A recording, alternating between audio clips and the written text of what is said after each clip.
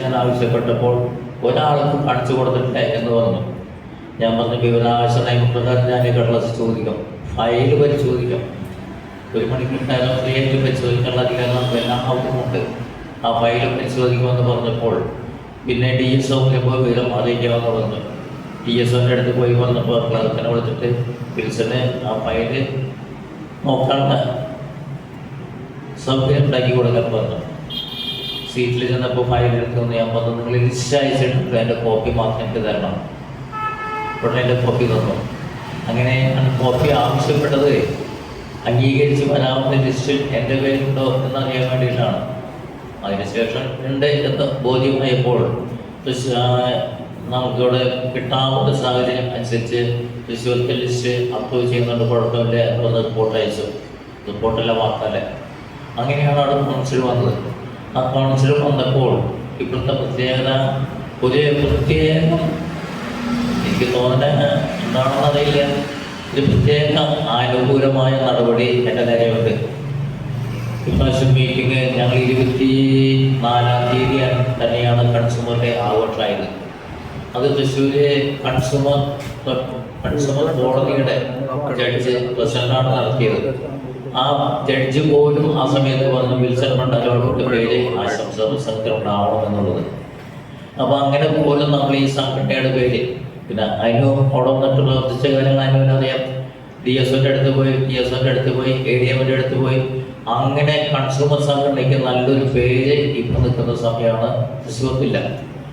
ആ ജില്ലയുടെ ആ പ്രവർത്തനം തന്നെ ആയിരിക്കണം മറ്റുള്ള ജില്ലകളിലേക്കും വേണ്ടത്. ഞാൻ അവിടെ വന്നതിന് ശേഷം ഞാൻ ആദ്യമേ ചെയ്തിരുന്നു, പക്ഷേ ഇപ്പം ഞാൻ പറഞ്ഞിട്ടുള്ളത് കൺസ്യൂമർ പ്രൊട്ടക്ഷൻ കൗൺസിൽ എന്ന ലെവലിലാണ് കാര്യങ്ങൾ ചെയ്യുന്നത് എന്ന് പറഞ്ഞിട്ട് 2-3 ഓഫീസിൽ പോയിട്ട് വിവരാവകാശ നിയമപ്രകാരം കിട്ടുന്ന അപേക്ഷ വാക്കാലം പറഞ്ഞ് കക്ഷികൾക്ക് വാങ്ങിച്ചു കൊടുത്തു എന്നുള്ളതാണ്. അവിടുത്തെ ഓഫീസ് ഓഫ് ദി ഹെഡ് പറഞ്ഞത് വിൽസൺ പണ്ടകാളിൽ പറയുമ്പോൾ കുഴപ്പമില്ല നോക്കാനായിട്ട് കൊടുത്തോ എന്നുള്ളതാണ്. നോക്കലിന് നമുക്ക് ആവശ്യമുള്ള പോയിന്റ് എടുക്കാം, പക്ഷേ കക്ഷികൾക്ക് നോക്കിക്കഴിഞ്ഞാൽ വിവരങ്ങൾ മനസ്സിലാവില്ല. എനിക്കാണെങ്കിൽ പെട്ടെന്ന് മനസ്സിലാവുകയും ചെയ്യും. കാരണം ഞാനോട് കഴിഞ്ഞ പ്രാവശ്യം പറഞ്ഞു, ഞാനൊരു സർവീസിലൊരു വില്ലേജ് ഓഫീസർ മലബാർ ഏരിയയിലെ അധികാരി എന്ന വർഗത്തിൽ പെട്ടുള്ള ഒരാളായിരുന്നു. മേളം മാറി എല്ലാ തരം കുറ്റക്കാരും ഒപ്പിക്കും. അതുകൊണ്ട് തഹസിൽദാർക്കോട്ടെ കുട്ടികൾക്കൊക്കെ എൻ്റെ ഭയങ്കര ഇഷ്ടമാണ്. ഓരോ സ്ഥലങ്ങളിലേക്ക് പിടിച്ച് മാറ്റും, ഉടനെ ചെല്ലും. അങ്ങനെ പലയിടത്തും പോകും. എവിടെയൊക്കെ ട്രെയിനിങ് ഉണ്ടെങ്കിൽ ആരും പോവില്ല, എൻ്റെ പേര് ചോദിക്കും, ഞാൻ പോവും. അങ്ങനെ പല ട്രെയിനിലും പല കാര്യങ്ങളും കഴിഞ്ഞു. പക്ഷെ ഒരു കാര്യത്തിൽ ഞാൻ മാത്രം ശ്രദ്ധിച്ചിരുന്നു, വില്ലേജ് ഓഫീസിൽ ജോലി ചെയ്യുമ്പോൾ ഏറ്റവും സീനിയർ ആയിട്ടുള്ള ഓഫീസർ എവിടെയാണ് ആരുടെ ഓഫീസിലേക്ക് മാറും. കാരണം ഞാൻ അവിടെ ചെന്ന് കഴിഞ്ഞാൽ 6 മാസം അല്ലെങ്കിൽ 10-11 മാസം കഴിയുമ്പോൾ അയാൾ പെൻഷനാവും. അയാളുടെ അറിവാണ് ഏറ്റവും നല്ല അറിവ്. 30 കൊല്ലത്തെ 35 കൊല്ലത്തെ അറിവായിട്ടുണ്ടാവും. അവിടെ കൊടുത്ത് നല്ലത് കിട്ടും. അങ്ങനെ നിന്ന് ഒടുവിൽ ഡെപ്യൂട്ടികൾ തഹസിൽദാർ പോലും വിൽസൺ നല്ലൊരു ഓഫീസറാണ് അംഗീകരിച്ചു. സർവീസിൽ വന്ന് 6 മാസം കഴിയുമ്പോഴേക്കും ഫുഡ് സർവീസ് സെൻ്റർ മേടിച്ചു. പിന്നെ എല്ലാവർക്കും ഓരോ സർവീസ് സെൻ്ററുകളാണ്. അങ്ങനെ ഞാൻ നേരത്തെ പറഞ്ഞ പോലെ ഓരോ ട്രെയിനിങ് വരുമ്പോൾ എൻ്റെ പേര് വയ്ക്കും. എല്ലാവരും ട്രെയിനിങ്ങിന് വിട്ടില്ല. ഇപ്പോൾ കോഴിക്കോട് 3 മാസം തീർത്ഥാടന ട്രെയിനിങ്, തിരുവനന്തപുരത്ത് ഹയർ സർവേ ട്രെയിനിങ് എന്ന് പറഞ്ഞു വിടുമ്പോൾ എല്ലാവർക്കും പേടിയാണ്. പേടി വേണമെന്നല്ല, ട്രെയിനിങ് കണ്ടവിടെ വന്നാൽ വില്ലേജ് ഓഫീസറിൽ പോസ്റ്റ് ഉണ്ടാവില്ല, നമ്മൾ ഏതെങ്കിലും ഓഫീസറിനകത്തായിട്ട് പോണ്ടി വരും. അങ്ങനെ എന്നെ കിട്ടാവുന്ന ചിലതൊക്കെ മാറ്റി. അതുകൊണ്ട് റെയിൽവേയിൽ 3 കൊല്ലം വർക്ക് ചെയ്തു, ലാൻഡ് അക്വിസിഷൻ 2 കൊല്ലം വർക്ക് ചെയ്തു, സിവിൽ സർവീസ് 2 കൊല്ലം വർക്ക് ചെയ്തു. അങ്ങനെ ഒരു 13 ഓഫീസുകളിൽ മാറി ജോലി ചെയ്തു. ജോലിയെല്ലാം ദേഷ്യപ്പെട്ടിട്ട് ഈ പണ്ടാളക്കാരനെ ഇവിടുത്തെ മാറ്റില്ലോ എന്നിട്ട് പേടിച്ചിട്ടൊക്കെയാണ് പോണത്. പക്ഷെ ഇന്നുണ്ടായ അനുഭവമാണ്, അല്ല ഇന്നത്തെ കാലത്തെ അനുഭവമാണ്. ഏത് ഓഫീസിൽ പോയിട്ടും ഒരു കാര്യം ചോദിച്ചാൽ അല്ലെങ്കിൽ അറിയിക്കാൻ എന്ന് പറഞ്ഞാൽ ഇന്ന തരത്തിൽ എനിക്ക് തരണം എന്ന് പറഞ്ഞാൽ അത് തന്നതിന് ശേഷം ഓഫീസറിനെ സ്വകാര്യമായിട്ട് വിളിക്കും. സാറിവിടെ രജിസ്റ്റർ ഓഫീസിൽ ജോലി ചെയ്തിട്ടുണ്ടോ, രജിസ്ട്രാണോ, ഒന്നും വിടില്ല. ഞാൻ സർവീസിൽ നിന്ന് കിട്ടാൻ പോവാണ്. റെയിൽവേയിൽ പോകും. അവിടെ ചിലപ്പോൾ നിങ്ങൾ റെയിൽവേ സ്റ്റാഫ് ആയിരുന്നോ, കാരണം ഞാൻ റെയിൽവേയിൽ വർക്ക് ചെയ്യുന്നുണ്ട്. അതുപോലെ എൻ്റെ അക്വിസിഷനിൽ അവർ പറയുന്നത് അങ്ങനെയല്ല, അതിൻ്റെ വിവരങ്ങൾ എടുത്ത് പറയും. അപ്പോൾ ഒരു അക്വിസിഷൻ ഉണ്ടായിരുന്നോ. അങ്ങനെ ഓരോന്നിനും നമുക്ക് കുറച്ച് കിട്ടാവുന്ന വഴി. ഒരു ചെറിയ എക്സാമ്പിൾ പറഞ്ഞുതരാം.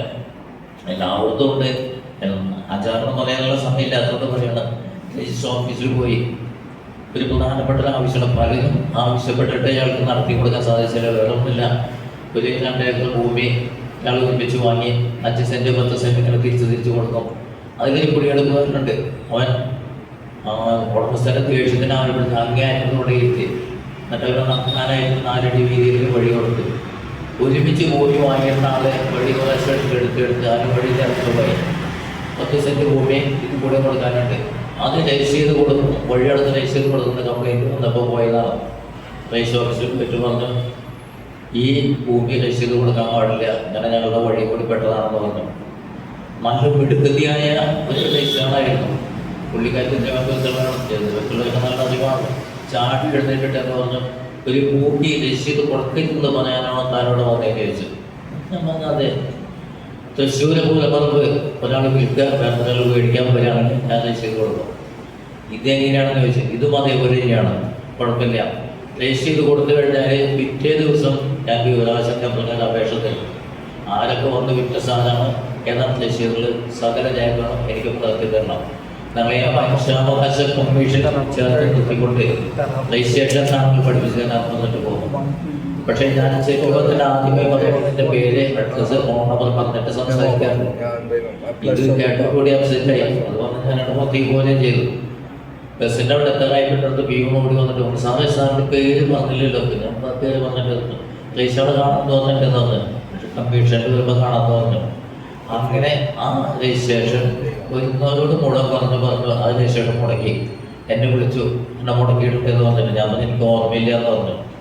അങ്ങനെ പല കാര്യങ്ങൾ വിളിച്ച് പറയാറുണ്ട്. ഇപ്പോൾ റെയിൽവേയിലുണ്ടായ കാര്യങ്ങളാണ് ഇപ്പോൾ അവർ വിളിച്ചു ഒന്ന് നോക്കുകയെന്ന് പറഞ്ഞു. നോക്കാനില്ല. അങ്ങനെ നമ്മളും അതേപോലെ ശക്തരാവണം. നമുക്കൊരു കാര്യം പറഞ്ഞാൽ ഓഫീസിൽ നിന്ന് പിടിച്ച് പുറത്താക്കണമെന്ന് പറയുന്ന വാക്ക് മേലിൽ കേൾക്കാൻ പാടില്ല. നമ്മൾ പറഞ്ഞ കാര്യം നടത്തി എന്നുള്ളത് നമ്മളെ വിളിച്ച് പറയുന്ന സാഹചര്യം നമുക്കുണ്ടാകണം. അത് മറ്റുള്ളവരുടെ മുമ്പിലാണ്. ഒരു കാര്യം പറഞ്ഞത്, ഞാനിവിടെ ആദ്യമേ പറഞ്ഞല്ലോ, എന്നെ ഒരു ട്രെയിനിങ് കഴിഞ്ഞ് വന്നപ്പോൾ വില്ലേജ് ഓഫീസറോ വില്ലേജ് സെക്ഷനിൽ ഒരിക്കലൊഴിവില്ല. ഒരു പുല്ലശ്ശേരി ബ്ലോക്ക് ഓഫീസിലേക്ക് വിട്ടു. എസ്റ്റാബ്ലിഷ്മെൻ്റ് ആൾക്കാരോട് വർക്ക് ചെയ്യേണ്ടി വന്നു. വില്ലേജ് ഓഫീസിലേക്ക് എന്താണ് എസ്റ്റാബ്ലിഷ്മെൻ്റ് അറിയില്ല, മാസ ശമ്പളം പഠിക്കാൻ പറ്റില്ല. പക്ഷേ ഞാൻ അവിടെ നിന്ന് പഠിച്ചു.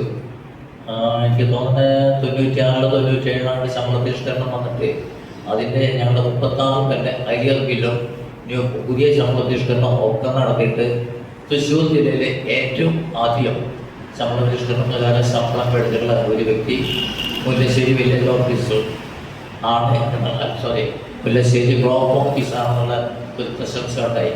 ഞാനൊന്നും പറ്റിയില്ല. അന്നുണ്ടായിരുന്നു ബെർലി എന്ന് പറഞ്ഞ വീഡിയോ പറഞ്ഞു, വിൽസനാണോ ചെയ്തത്? അവൻ വില്ലേജ് ഓഫീസറായി അധികാരിയായിരുന്നു. അവിടെ എല്ലായിടത്തും അറിയാമോ? എനിക്കൊന്നും അറിയില്ല. ഞാൻ ആദ്യമേ ചെയ്ത് എൻ്റെ ശമ്പളം ഫിക്സ് ചെയ്ത് നോക്കി. 4 തെറ്റാണ്. വേറെ സെറ്റ് പോയി. അപ്പോൾ ഇങ്ങനെയുണ്ട് എന്ന് പറഞ്ഞു. അപ്പോൾ അതെനിക്ക് സാറ്റിസ്ഫൈഡ് അല്ല. അപ്പം എൻ്റെ തെറ്റിൽ ചെയ്യാമെന്ന് പറഞ്ഞു. ഞാൻ പറഞ്ഞു അത് ശരിയല്ല. അങ്ങനെ 3 തെറ്റിൽ ഫിക്സ് ചെയ്ത് കൊടുക്കുന്നു. അത് തന്നെയാണ് ഇവിടെ എല്ലാവരും ഇംപ്ലിമെൻ്റ് ചെയ്തത്. അതുകൊണ്ട് കാര്യം ഭംഗിയായിട്ട് വിജയിച്ചു. അപ്പം ആ സമയത്ത് പോലും നമ്മുടെ അവസ്ഥയിൽപ്പെട്ട് അല്ലെങ്കിൽ നിരാശയായി നിൽക്കുന്ന സമയത്ത് പോലും നല്ലത് ചെയ്യണം എന്നുള്ളതാണ്. പിന്നെ പല ബ്ലോക്ക് ഓഫീസർമാരും പറയാറുണ്ട് ബ്ലോക്കിലെ കാര്യങ്ങൾ മണ്ടത്തരം പറ്റുന്നതും ബ്ലോക്ക് ഓഫീസിൽ വെച്ചിട്ട് തന്നെയാണ്. ഒരു പുഷ്പപ്രദർശനം നടത്തണമെന്ന് പറഞ്ഞിട്ട് ബ്ലോക്ക് ഓഫീസറെ ഏൽപ്പിച്ചു.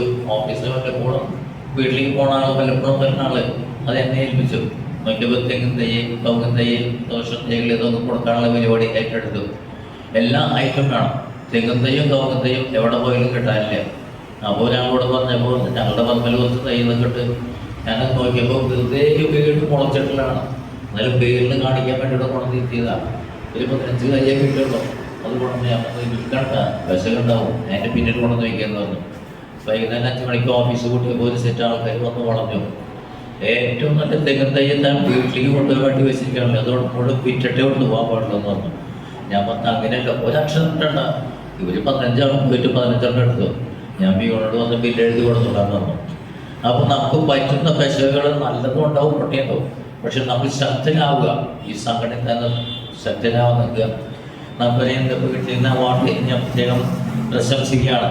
അതേപോലത്തെ വീട്ടിൽ ചെല്ലുമ്പോൾ വൈകിട്ട് പറയാറില്ല. കാരണം ഞങ്ങൾക്ക് ഞായറാഴ്ചയാകുമ്പോൾ കുർബാന കണ്ടിട്ട് വേണം എവിടേക്കെങ്കിലും പോകാൻ. ഞാൻ ഉച്ചയ്ക്ക് കുർബാന കാണാമെന്ന് പറഞ്ഞു. ഇത് കൊണ്ട് ചെല്ലുമ്പോൾ പുള്ളിക്കാരിക്ക് ദേഷ്യം വരും. ദൈവത്തിൽ 10 മാത്രം പോയി കുറച്ച് നാളായിട്ട് കിട്ടുന്നുണ്ട്. എന്നാലും ദേഷ്യപ്പെട്ടാൽ വൈകുന്നേരം ഞങ്ങൾ 6 മണിക്കൊന്നും മാറ്റേണ്ട, അത് കണ്ടു കഴിഞ്ഞാൽ കാണാനും കണ്ടില്ലോ 9 മണി നമ്മൾ വീട്ടിലേക്ക് എത്തുള്ളൂ, പ്രധാനം കണ്ടു പോകാനൊന്നും മാത്രം. എങ്കിലും ഈ ധൈര്യം നിങ്ങൾക്ക് ഓരോരുത്തർക്കുണ്ടാവട്ടെ. സംഘടിച്ച് ശക്തനാവുക എന്ന തൊഴിലാളി വർഗത്തിലാണ് പറയുന്നതെങ്കിലും നമുക്ക് ചെയ്യേണ്ടത് പ്രവർത്തിച്ച് ശക്തനാവുക. നിങ്ങളുടെ നാട് എവിടെയാണെങ്കിൽ നിങ്ങളുടെ പേര് അറിയപ്പെടുന്ന ഒന്നാവണം. അയാളുടെ കഴിവ് നിങ്ങൾക്ക് ഉണ്ടാവട്ടെ എന്നൊന്നും ആശംസിച്ചുകൊണ്ട് ഇവിടെ വന്ന് എല്ലാവരും പ്രത്യേക ആശംസകളായിരുന്നു. എന്നെ ആദ്യത്തെ പ്രത്യേകം ആശംസ നേർന്നുകൊണ്ട് വാക്കുകൾ നിർത്തുന്നു. ജയ് ഹിന്ദ്.